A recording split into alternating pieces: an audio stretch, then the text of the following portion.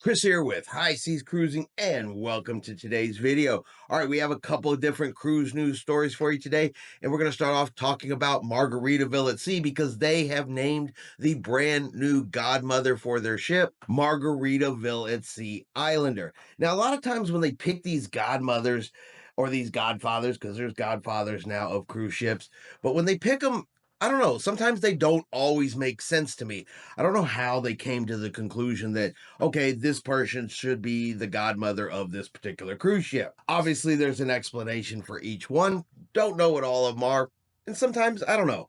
Seems like maybe it's more of a popularity contest than it makes sense for why that person was picked. Now, this time, though, it's different. It makes a lot of sense. Margaritaville at Sea, associated with Jimmy Buffett. So, the eldest daughter of Jimmy Buffett, Savannah Buffett, being named the godmother of Margaritaville at Sea Islander, well, to me, it just makes sense. Carnival Cruise Lines, they have begun letting guests know that they are going to be canceling cruises on board 4 of their cruise ships for upcoming dry dock schedules. Now, these cruises are not until 2026. They're giving guests almost 2 years notice. That way, guests have an opportunity to rebook, change their travel plans ahead of time.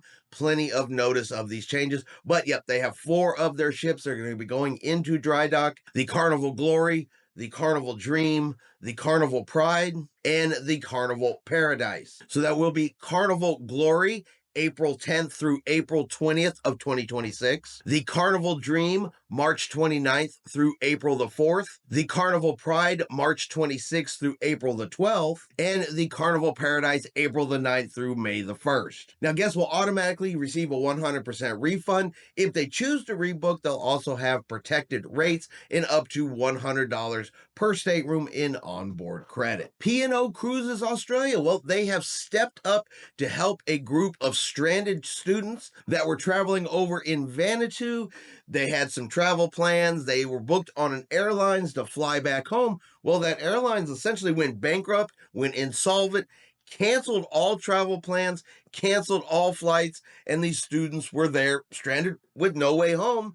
But P&O Australia, they are stepping up, got them on board the cruise ship, and is actually giving them a free 6-night cruise back home for it. So there was a group of 16 teenagers plus their chaperones. They were on a volunteer trip. When Air Vanuatu went insolvent, went bankrupt, they immediately grounded all of their flights. And because of this, the airlines wasn't even able to help them arrange new flights. And of course, there's no immediate refunds. They don't get their money back, anything like that, when the airlines essentially just went poof and was gone. So they reached out on social media looking for help to get home. Several different companies jumped in to help along with P&O, covering things like not only the cruise back home, internet and phone service so they could let people know, make travel arrangements, make different plans, and helping to cover any unexpected travel costs. The group finally got on board P&O Australia's Pacific Adventure on May the 17th and is due back in Australia on May the 23rd. So kudos to P&O Australia for helping out these stranded folks and getting them back home. And finally, a story and a question. Who is right? Who is wrong? And the question comes up because we have a set of cruise passengers who is suing Ketchikan, and they're suing after a recent accident that happened while they were in the cruise port. So we have an elderly couple visiting Ketchikan from Montana. Now, this was back in September of 2023. So this happened last year, but due to age, he was 91 years old. He had mobility issues. He rented a scooter for this particular trip to help him get around easier around the port. They boarded a public bus. The bus made a left-hand turn, and his scooter tipped over, resulting in injury. Went back to the cruise ship, was checked out by cruise ship medical personnel, and then when the ship arrived in Juneau, Alaska, he did go over to the main hospital, and it was determined that he had broken some ribs and punctured a lung during this accident. Now, fast forward here to May the 8th, they have now filed a lawsuit against the Ketchikan Gateway Borough, which is the company that operates the bus services there in Ketchikan, and they are citing negligence. The complaint says the buses have straps They have straps inside them designed to help secure devices like mobility scooters so that they don't move or they don't tip over. However, the uses of these straps is not enforced. And because the company doesn't enforce the use of straps, they are negligent towards their passengers. They're not or meeting the duty of care that is owed to the passengers. Now, the Ketchikan getaway policy does state all buses have priority seating areas inside by the door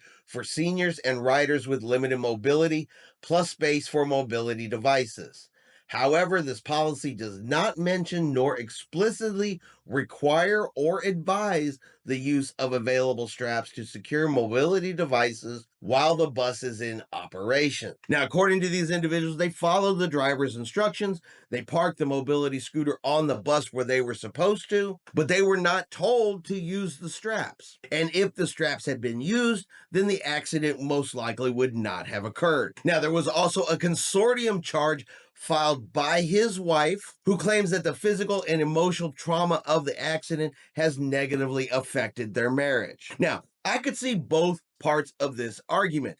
You have an elderly couple, you have a mobility scooter, they're put on the bus, the driver does not use the straps to secure the scooter, makes a left-hand turn, the scooter tips over, and the man is injured. So I completely understand and see the passenger's point of view, but I kind of want to flip that coin and ask another question to go along with this, is that if you board a bus and you see and you know that there are safety straps there and you say nothing, if you don't tell the driver, hey, shouldn't you use these straps? Can we secure these straps? We are concerned that this could tip over, an accident could happen. At that point, do you have no responsibility for what has happened to you? Now, I'm not saying the bus company is right. I'm not saying the passengers are right, just asking the question that as people, as passengers, traveling out there and enjoying our vacations, if we see something that doesn't look right, something that doesn't feel right, for an example, we see straps to secure something, but we don't use them, we don't question it, we don't say, hey, bus driver, what about these straps? Are we not supposed to use these? Does that play into what caused the accident? Does that not mean that we have some personal responsibility for some of the stuff that happens to us out there? Now, the bus company has made no statement. They have not given their side of the story. This is only from the two passengers and the complaint that they have filed. But I do think it's an interesting story to say, okay, who's right, who's wrong, and do people not take any personal responsibility for what happens to them? Or maybe in this case, it is solely the bus line's fault and they should be held responsible. What do you guys think? And that's going to be our video for today. If you've enjoyed today's video, do me a favor and hit that like button. If you haven't done so yet, do me a favor and hit subscribe.